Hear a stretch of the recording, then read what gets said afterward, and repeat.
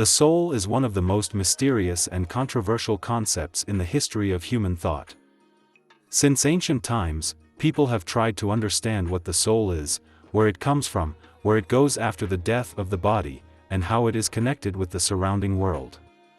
Different religions, philosophies, and cultures have given different answers to these questions, but no one could prove their case.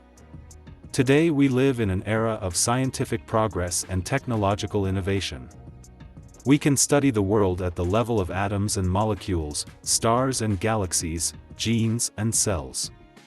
We can create artificial intelligence, spaceships, nanorobots, and much more. But can we create a soul? Or at least detect its existence? Let's try to consider what the soul is from the point of view of different sciences, why it cannot be material, and what then is its analogue. The concept of the soul arose in ancient times, when people tried to explain the difference between living and non-living objects, as well as between life and death. To do this, they attributed to all living beings a certain invisible essence that gave them movement, feelings, thoughts, and will. This essence was called by different names: breath, life, spirit, soul. For the ancient Egyptians, the human soul consisted of 5 parts: Ka, life force; Ba, personality; A, immortal aspect; Run, name; and Shut, shadow. After the death of the biological body, these parts were separated, but could be reunited in the afterlife, provided that the body was preserved. That is why the Egyptians embalmed the dead, and passed trials before the gods. In ancient Greece, the soul, psyche, was the opposite of the body, soma. The soul was immortal and divine in origin, while the body was mortal and earthly. After the death of the body, the soul went to the underworld of Hades, where it received a reward or punishment for its actions in life. Some philosophers, such as Pythagoras and Plato, taught about the transmigration of souls, metempsychosis, that is, that the soul can migrate from one body to another. The ancient Indians believed that the soul, Atman, was a spark of the divine spirit, Brahman, which permeated all things. The soul was eternal and unchanging, but suffered from ignorance and attachment to worldly desires. After the death of the body, the soul was reborn in a new body, samsara, until it achieved liberation, moksha, from the chain of births and deaths. For the ancient Chinese, the soul, hun, was associated with the sky, and the shadow, pa, with the earth. After the death of the body, the hun flew to the sky, and the pa remained in the grave. To ensure the well-being of the deceased and his descendants, it was necessary to observe rituals of honoring ancestors and take care of the grave. For the ancient Jews, the soul, nephesh, was the life principle that God breathed into man at creation. The soul was not separated from the body, but was one with it. After the death of the body, the soul descended to Sheol, a dark underground place where there was neither joy nor suffering. Later, belief in the resurrection of the dead and God's judgment at the end of time emerged. Christians believed that the soul, anima, was the likeness of God, who created man in his own image and likeness. The soul was immortal and free, but due to the fall, it lost its connection with God and needed salvation. After the death of the body, the soul appeared before the judgment of God, where it received a reward or punishment for its life. Saved souls entered the kingdom of heaven, and the damned, to hell. They also believed in the bodily resurrection of all people at the Last Judgment. Muslims believed that the soul, ruh, was the secret of God, who gave it to man at birth. The soul was responsible for its actions before Allah and His messengers. After the death of the body, the soul remained in the grave until the day of resurrection, when all people will be judged by their deeds. The righteous souls will go to heaven, and the sinful, to hell. As we can see, the concept of the soul has different interpretations in different cultures and religions. But does it have any scientific basis? Or is it just a figment of the human mind? But can the soul be material? According to the scientific method, in order to assert the existence of an object or phenomenon, we must be able to measure or observe it. Otherwise, we are dealing with a hypothesis or belief, not a fact or truth. So, to prove the existence of the soul, we would have to find a way to measure or observe it. However, as we have already seen, the soul is not material by definition. It has no mass, charge, shape, color, or other physical properties. The soul is not subject to the laws of nature, such as gravity, inertia, entropy, and so on. It cannot be detected by any instruments or sensors. It does not interact with other material objects or forces. If the soul were material, it would have to have some location in space and time. But where is it located? In the head? In the heart? In the navel? Or throughout the body? And how does it move from one body to another during transmigration or resurrection? How does it overcome the distances between earth and sky, hell and paradise? How does it penetrate walls and obstacles? It would also have to have some kind of structure or composition. But what does it consist of? Atoms? Electrons? Photons? Or something else?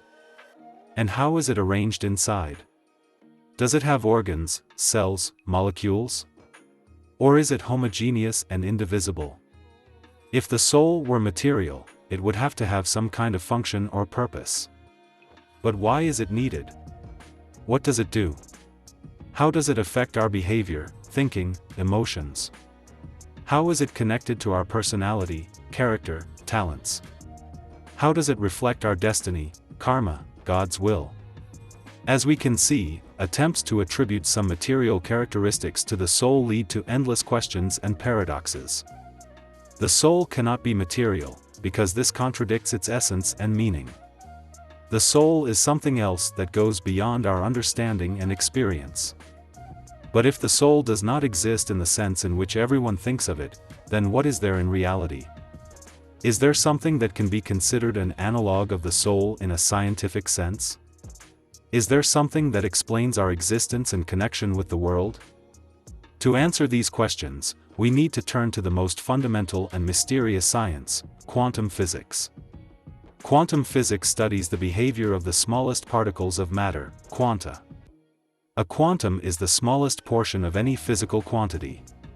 For example, light consists of light quanta, photons, and electricity consists of electricity quanta, electrons. Quanta cannot be divided into smaller particles, they are elementary. Quanta have amazing properties that contradict common sense and classical physics. They can be waves and particles at the same time, be in several states at the same time, teleport over any distance, influence each other at a distance, and much more. Quanta are subject to the laws of quantum mechanics, which describe their behavior using mathematical formulas and probabilities. However, these laws do not give us a complete understanding of what a quantum is and how it works. We can predict the results of experiments with quanta, but we cannot explain their causes and meaning. Quantum physics poses many philosophical questions and problems. How are quanta and reality related? How do quanta create matter and energy? How do quanta affect our consciousness and perception? How do quanta determine our freedom and responsibility? What then is a kind of soul of ourselves and the world around us? Can quanta be considered an analogue of the soul in the scientific sense? Yes, if we understand the soul not as a separate entity, but as the main principle of life and existence. After all, quanta are what everything in the world consists of.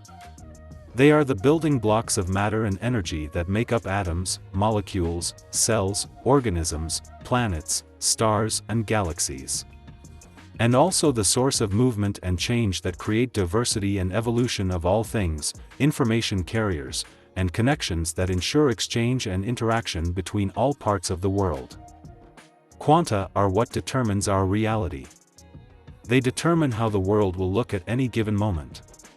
Quanta respond to our observation and measurement, changing their behavior depending on our expectations and intentions. They are what create the complexity and uncertainty that make the world interesting and mysterious. Quanta shape our consciousness. They enable our brain and nervous system to function, transmitting signals and impulses throughout our bodies. They are what enable us to think and feel, to learn and create, to love and hate. They define our individuality and uniqueness. Thus, quanta can be considered the soul of all things. Quanta are what make us alive and exist. They connect us to other people and to the world. And they are what give us meaning and purpose. But how can we understand quanta? How can we know what they do and why? How can we influence them and use them to our advantage? Understanding quanta is not an easy task. Quanta cannot be directly observed or measured. They have no clear boundaries or parameters. They do not follow logic or causality. They do not obey our will or desire. To understand quanta, we need to use special methods and tools. We need to conduct complex experiments and analyze the data obtained. We need to use high mathematics and abstract thinking. We need to be prepared for unexpected results and new discoveries. But understanding quanta is not only scientific work. It is also a creative process and a spiritual path. To understand quanta, we need to have imagination and intuition. We need to be open and inquisitive. If it were possible to calculate with absolute precision how each quantum in the world interacts with the others, it would be possible to know everything that is possible to know. It sounds like a dream or science fiction. But is such a possibility real? Can we create a computer or algorithm that could solve this problem? Unfortunately, the answer is no. At least, according to the current state of our knowledge and technology. Because this problem is too complex and voluminous for any known solution. Firstly, the number of quanta in the world is enormous. Estimates range from 10 to the 80th power to 10 to the 120th power, that is, a number with 80 or 120 zeros. Even if we assume that each quantum can be described by one bit of information, 0 or 1, then to store all the information about all the quanta in the world we would need as many bits as there are quanta in the universe. Secondly, the behavior of quanta is unpredictable.